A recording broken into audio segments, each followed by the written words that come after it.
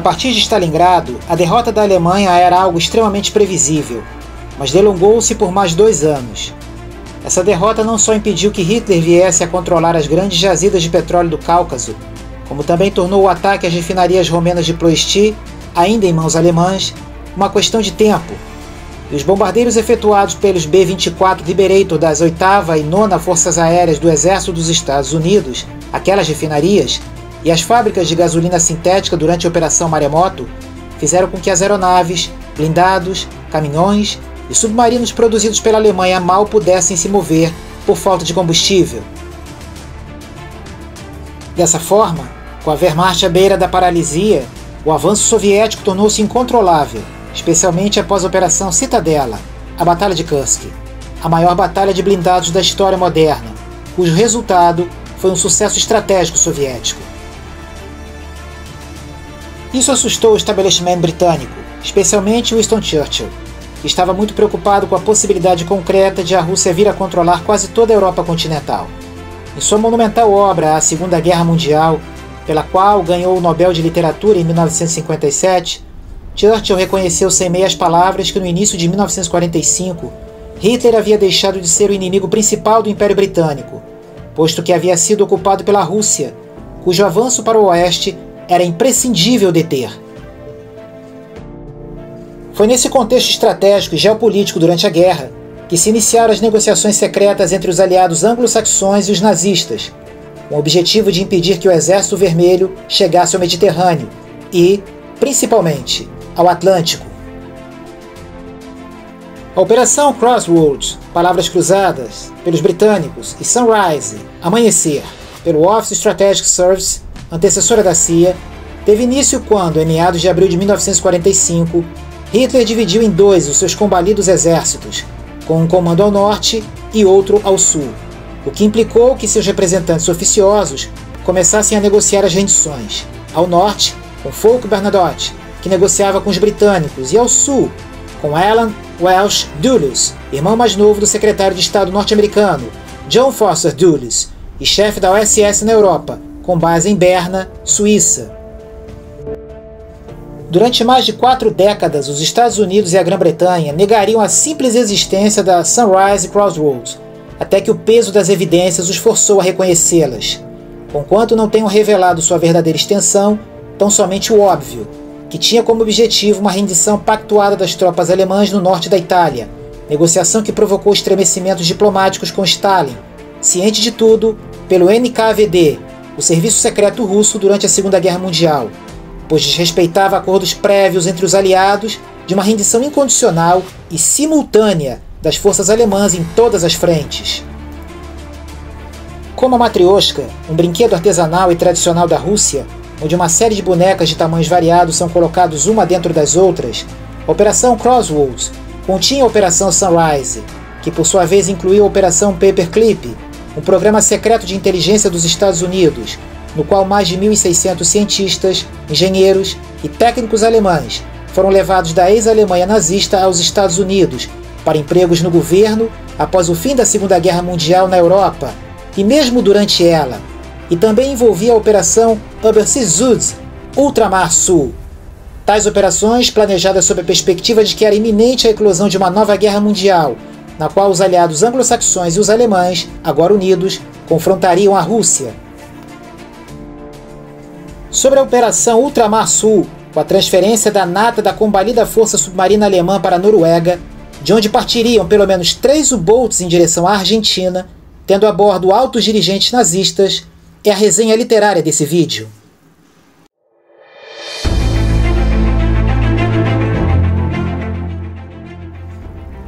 Em Ultramar Sul, publicado no ano de 2010 em sua versão na língua portuguesa,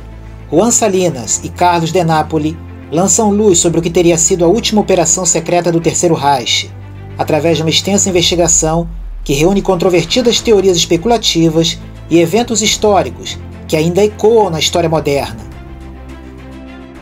Segundo os autores, terminada a Segunda Guerra Mundial na Europa, um comboio de submarinos alemães partiu da Noruega rumo à Argentina, sob o consentimento do almirantado britânico. Essa operação secreta, concebida para que altos dirigentes nazistas fugissem, debelou uma viagem cinematográfica sobre e sob o mar, com um saldo de 5 navios afundados nos Atlânticos Norte e Sul e mais de 400 mortos. Um dos submarinos se entregou ao chegar na costa de Mar del Plata. Outros 2 continuaram suas viagens mais ao sul. Um mês depois, outro submarino também se entregou às autoridades navais argentinas. Em Londres e Washington, os interrogatórios das tripulações alemãs a bordo desses submarinos foram classificados como confidenciais. Ainda que com as informações disponíveis não pareça sensato acreditar que Hitler e seus próximos tenham podido viajar naqueles U-Boats, ninguém sabe o que ou quem desembarcou nas praias do litoral argentino pouco antes das suas rendições, sendo indiscutível, no entanto, que tais embarcações chegaram às costas de Buenos Aires e da Patagônia a partir da Alemanha. A obra de Salinas e de Nápoles é centrada em investigar e confrontar as confissões do capitão do mar Heinz Schäfer, comandante do U-977, acerca de sua célebre e última patrulha. Ainda que muitas vezes contraditório, fantasioso ou impreciso, seu testemunho é singular para a reconstrução de inúmeros e vitais momentos da Operação Ultramar Sul. Schäfer começou a escrever suas memórias em 1947, uma vez que sua participação na Operação Ultramar Sul lhe havia custado 2 anos de detenção e incômodos interrogatórios, não apenas na Argentina e nos Estados Unidos, mas também na Bélgica e na Inglaterra, sob a acusação de colaborar numa suposta fuga de Hitler, sua esposa Eva Braun e o chefe da chancelaria do Partido Nazista, Martin Bormann. Schäfer era acusado ainda de afundar o cruzador brasileiro Bahia. Schäfer, segundo Salinas e de Nápoles, escreveu seu livro com o explícito propósito de evitar que aquelas acusações viessem a colocá-lo em apuros. Assim, seu propósito inicial não era revelar, mas sim lançar uma cortina de fumaça sobre o núcleo da operação secreta que protagonizou. Jamais mencionou um único nome de seus superiores, nem subordinados, ainda que estes fossem identificados facilmente em documentos públicos. Chegou até mesmo a negar a existência da matilha de U-Boats que atravessou o Atlântico durante aquele fim de guerra na Europa. Todavia, o jovem oficial naval não pôde conter a vaidade e disse, em entrelinhas, o suficiente para se reconstituir tanto as principais características daquela operação quanto de um acidente, assim alegado por Schäfer, com o 977, que determinou sua rendição na base naval de Mar del Plata. Schäfer terminou seu livro em 1950, ano em que foi publicado na Alemanha, com o pretensioso título de U-977, 66 dias debaixo d'água. Mais tarde, foi publicado em espanhol, depois traduzido para o inglês, o francês, o finlandês e o russo. Essas diferentes versões registram variações às vezes imperceptíveis, às vezes evidentes, como o fato de a versão russa contar com a metade do número de páginas da versão espanhola. A versão em espanhol, publicada em Buenos Aires em 1955, é a consultada por Salinas e de Nápoles para escrever Ultramar Sul, pois foi supervisionada pelo próprio Schäfer, exclusivamente para a biblioteca da Armada Argentina, e mesmo com as ressalvas sobre sua fidedignidade, é considerada a mais completa para fins de investigação.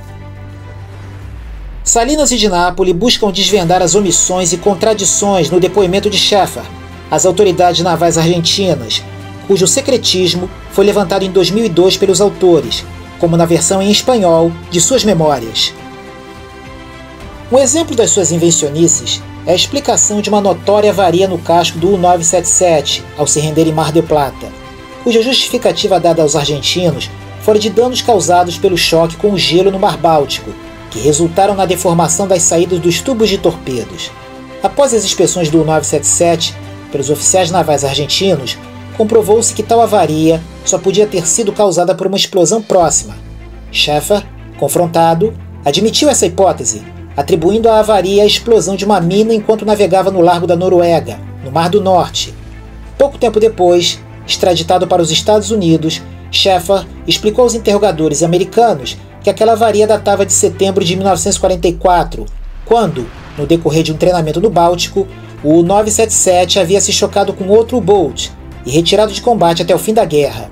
Os americanos, cientes do teor do seu interrogatório na Argentina, aceitaram a nova resposta sem confrontações. Era a terceira versão sobre a origem da mesma avaria, e a mais retorcida, já que contradizia declarações originais de Schaeffer às autoridades argentinas de que o U-977 havia passado o mês de março de 1945 em Hamburgo, na Alemanha, em reparos e preparação para sua patrulha de combate. Do resumo dessa contradição, surge outra maior. De acordo com seu último relato sobre a avaria na proa, o U-977 não estava em condições de combater, nem de navegar bem, e menos ainda com baterias fracas, segundo acrescentou para ilustrar o estado precário de seu barco. Mas essas supostas limitações não lhe importaram na hora de reivindicar um recorde mundial de navegação em imersão para sua nave, 66 dias sob o mar, ao ponto de ser o título de suas memórias na versão alemã. A despeito do estado de manutenção do U-977, essa proeza submarina seria tecnicamente impossível para um U-Boat do tipo 7C, como explica o especialista americano Timothy Patrick Mulligan,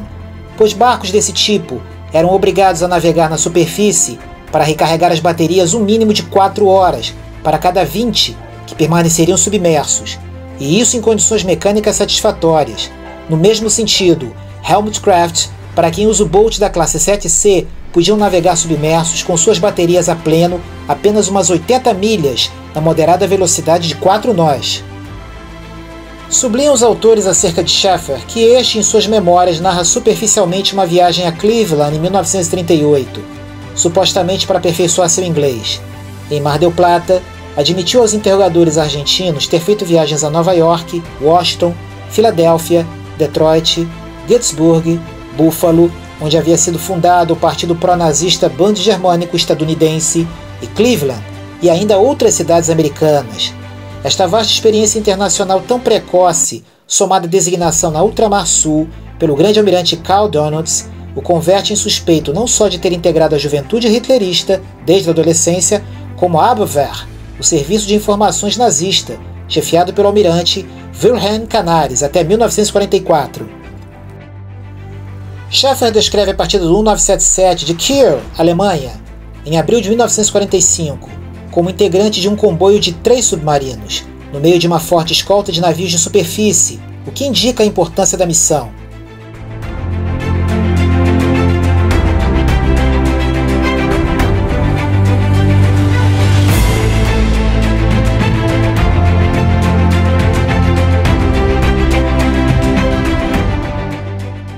Segundo Salinas de Nápoles, o tipo 21 mencionado por Schaeffer era provavelmente o U-3037. Em seguida, refere-se a uma escala intermediária num porto dinamarquês, que admitiu, em seu interrogatório nos Estados Unidos, ser Frederikshavn.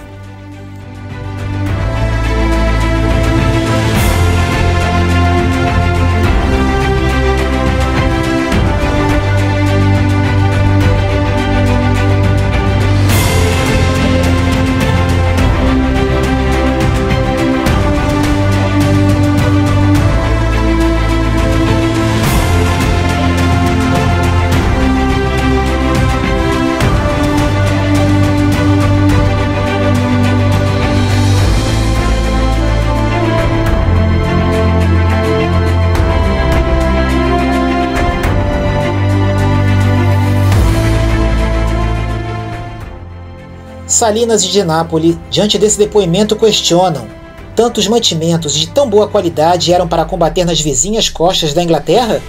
Correr riscos de sobrecarga para uma patrulha de 2 ou 3 semanas? Não parece totalmente excepcional que isso ocorresse nas últimas e desesperadas horas do Terceiro Reich?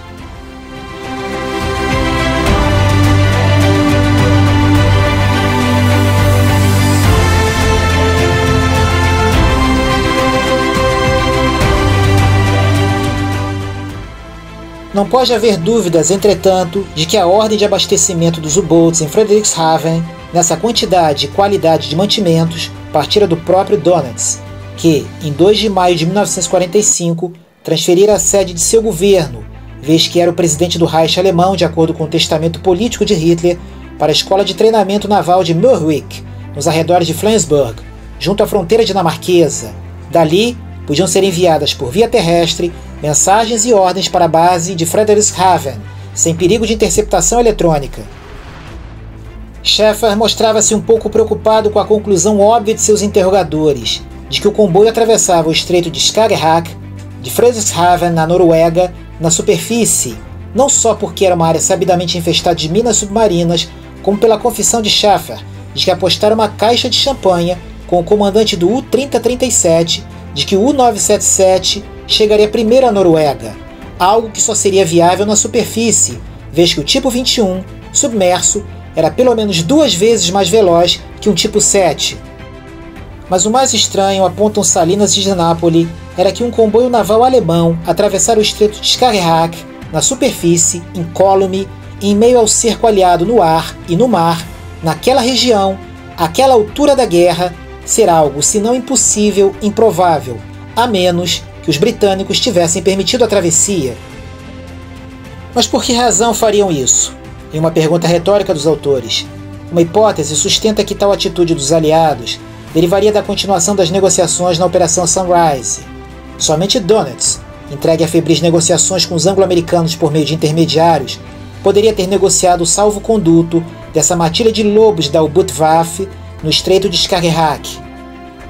Schaffer, destacam os autores, escreve orgulhoso em suas memórias que chegou à base norueguesa com um dia de vantagem sobre, abre aspas, os outros 2 submarinos, fecha aspas, mas nelas não identifica a base norueguesa, o que fez no interrogatório em Mar del Plata, dizendo que se tratava de Horten, na Baía de Oslo, completa de forma enigmática que o interesse do comboio seria cumprir uma missão, abre aspas, clara e precisa, fecha aspas. Na véspera da partida, na Noruega, na noite de 1º de maio de 1945, o U-977 recebe de Donitz a notícia de que Hitler havia morrido naquela tarde, enquanto lutava contra o bolchevismo. Partindo de Bregan, na Noruega, Schaffer não voltará a mencionar em suas memórias que integrava comboio algum, querendo fazer crer a seus inquisidores que navegava só, mas segundo Salinas e de Napoli, mais uma vez Schaffer se contradiz, pois havia se gabado que seu comboio se abastecera com mais de 1 milhão de litros de combustível. Em Mar del Plata, Schaffer diz ter sido abastecido com 80 toneladas, pouco abaixo do limite máximo de 130 toneladas, por recomendação do seu maquinista, para garantir a estabilidade do barco, dividindo 1 milhão de litros de combustível pela capacidade média dos tanques dos tipos 7, 9 e 21, seriam entre 5 e 13 os barcos desse comboio, conforme os tipos que integrassem. De qualquer forma, e qualquer que tenha sido o número e tipo de barcos, eles se fizeram ao mar em Bergen no dia 2 de maio de 1945, por ordem de Donitz, abastecidos de combustível, comida e bebidas. Não se conhece outra unidade alemã que tivesse tal prerrogativa vinda dos mais altos escalões naquele fim de guerra na Europa. Os submarinos eram mais de 3, afirmam Salinas e de Napoli, e um deles foi posto a pique após partirem da Noruega. O U-534, um submarino tipo 9C-40, foi afundado pela tripulação, a noroeste de Helsingør, depois de bombardeado e imobilizado por um B-24 Liberator da RAF. O resgate do U-534 em 1993, por uma equipe de mergulhadores dinamarqueses, a 60 metros de profundidade, descobriu a bordo 2 máquinas Enigma e vasto acervo documental, ainda não analisado e divulgado ao público. Toda a tripulação do U-534, exceto 3 marinheiros, se salvou. Segundo os sobreviventes disseram aos seus captores ingleses, um dos mortos era um radiooperador argentino. O U-534 pertencia a uma flotilha para operações especiais na costa dos Estados Unidos, a 33ª, na qual integrava também seu barco gêmeo, o U-530, que se entregaria à Marinha Argentina em 10 de julho de 1945, em Mar del Plata. A natureza das missões dessa flotilha em águas americanas, nos meses finais da guerra, destacam Salinas e de Napoli, é ainda motivo de controvérsia, mas suspeita-se que esses U-Boats, a elite dos Lobos Cinzentos, com seus cruzadores submarinos do tipo 9C, integravam a Operação Paperclip, transportando valores, cientistas, técnicos e tecnologias para os Estados Unidos. Aliás, entre 14 e 18 de maio de 1945,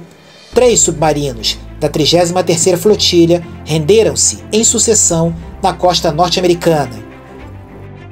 Advertem os autores que não é possível estabelecer precisamente o marco inicial e oficial para a Operação Paperclip e, por consequência, quais, quantos e quando U-Boats se aproximaram da costa americana com intenções de combate ou de rendição, ou mesmo ambas, e, em meio a essa imprecisão cronológica e tática, sugerem a participação nessa operação de um submarino misterioso de Hitler, o Uhu, cuja história foi objeto de uma resenha literária específica em outro vídeo desse canal.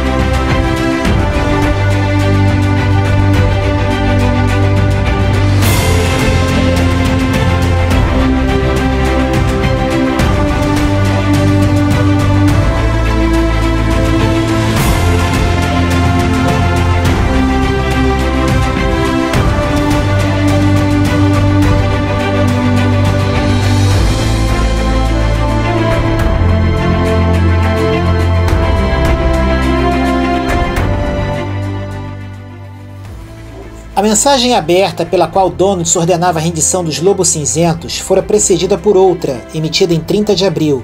e dirigida exclusivamente aos comandantes, na qual advertia que não deveriam cumprir uma eventual ordem posterior de render-se. Ao contrário, se recebessem uma mensagem com esse teor, deveriam executar de imediato a Operação Regenbogen, a autodestruição da frota. Assim, assegura um documento da Armada Argentina de 1945, e que leva o selo secreto. Foi isso exatamente o que aconteceu. A maioria dos comandantes em operações afundou as embarcações a seu encargo, um total de 218 submarinos. Fica evidente, porém, que um grupo de U-Boats havia recebido uma ordem prévia que os eximia da Operação Regenbogen e lhes destinava outra, reservada, cuja execução devia continuar depois da rendição, a Operação Ultramar Sul. Schäfer jamais admitiu ter recebido ordens especiais. Assim, nas suas movediças memórias, declarou 3 motivos para não ter executado a Operação Regenbogen.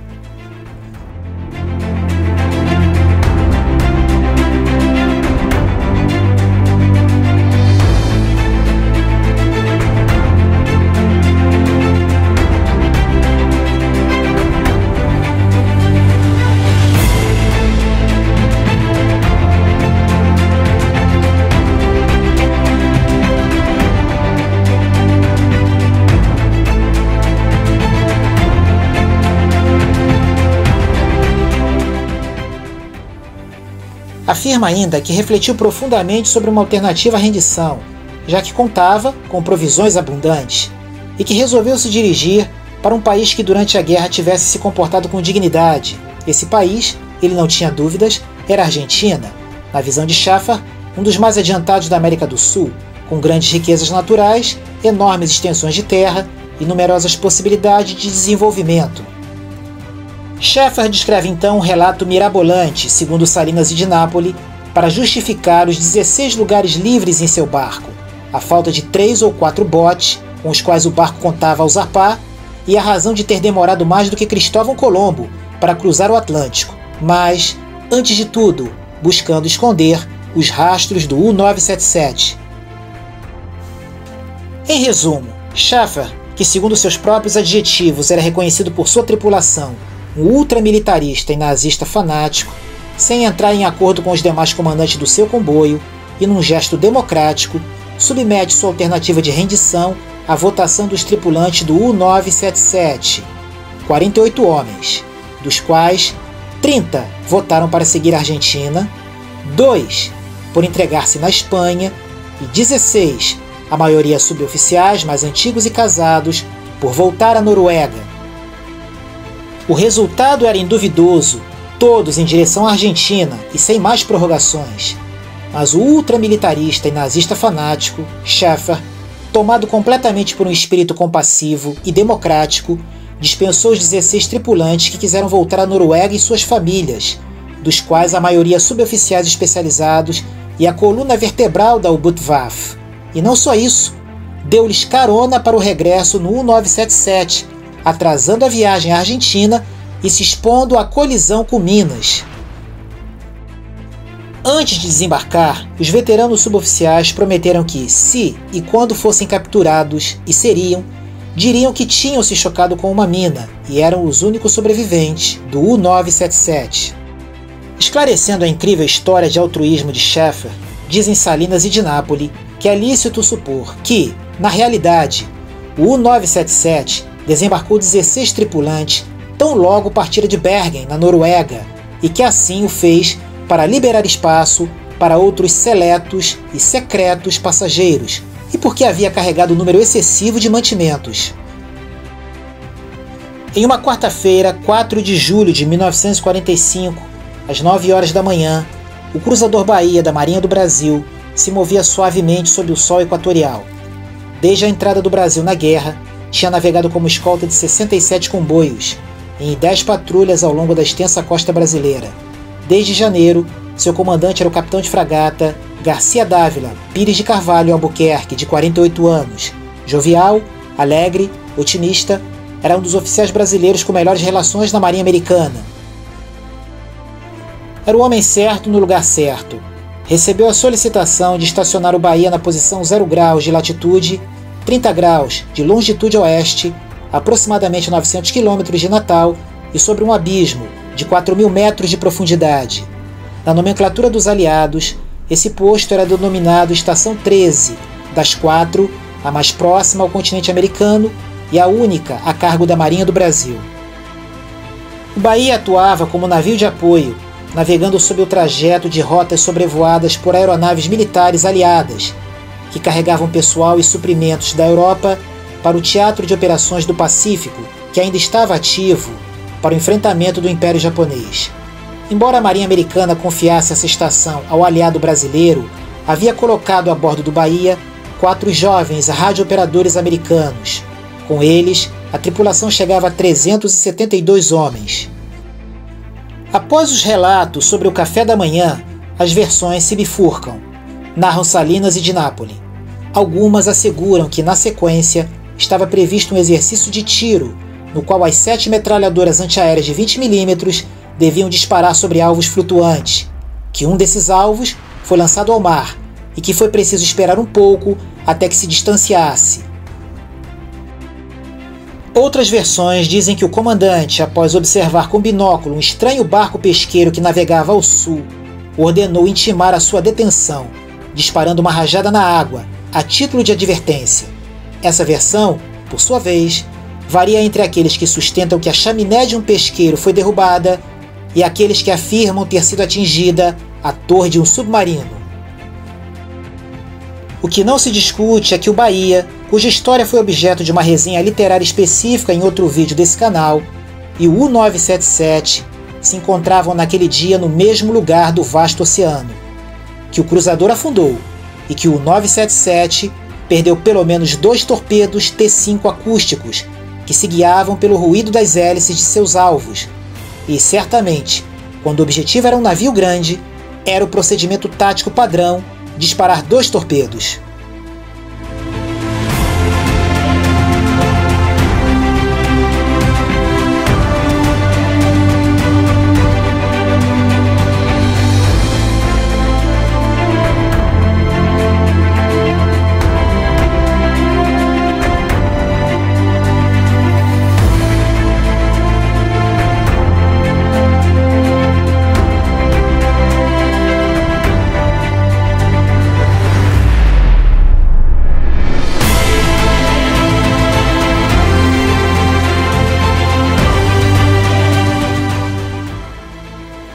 Em Ultramar Sul, Salinas e Di Napoli detalham em quase 500 páginas muito mais.